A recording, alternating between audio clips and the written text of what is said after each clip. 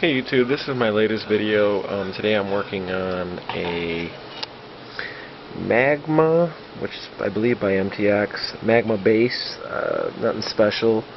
My sister's boyfriend Ed bought it from Mickey Shore's brand new, and after pounding it on a while the amp died, so it was stashed in his garage, and I happened to notice it today. And while I got it apart here, I did get one channel, the good channel, working again, which is on this side of the amp, and then the bad channel, which is this side. It's kind of a cool mod that I did. These Magma amps, if you see right here, they only have a mono output, a bridged output, but in reality inside these amps, if you notice, this leg here and this leg here is actually the other two channels that they opt to put in the, let me get the back panel here.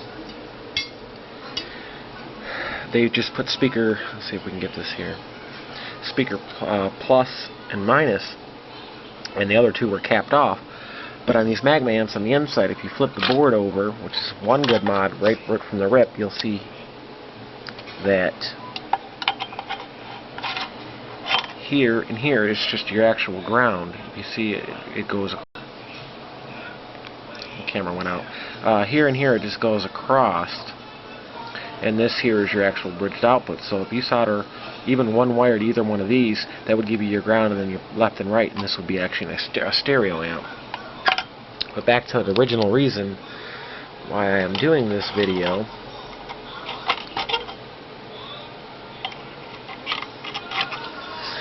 You'll notice a few changes I did. On the right here, you have everything stock. The two, one's a PNP and one's an NPN. But if you notice, these are a little bit burnt, which lets me know, one, they were getting kind of hot. So what I did is I had an old Jensen amp laying around. If you notice on this side, they're different. They're the white ones. They're a little bit better resistor.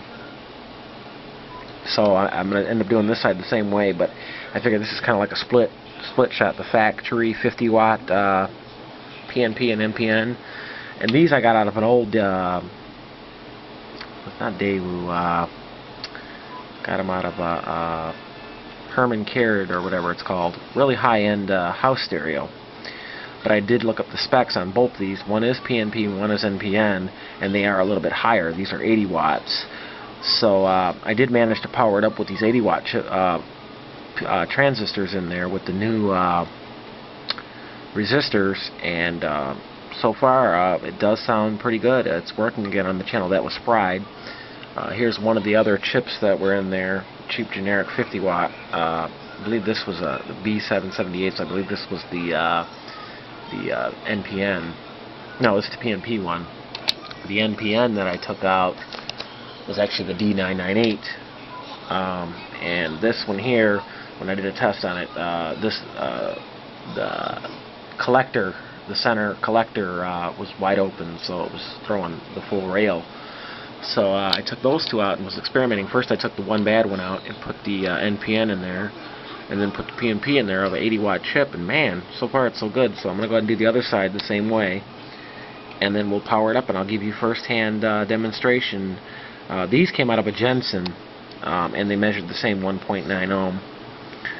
So like I said, I'm relatively new into this, but I have gotten the concept of NPN, PNP, P channel, N channel, different types of MOSFETs and whatnot, the resistor ones, or the diode ones, and I did a monoblock.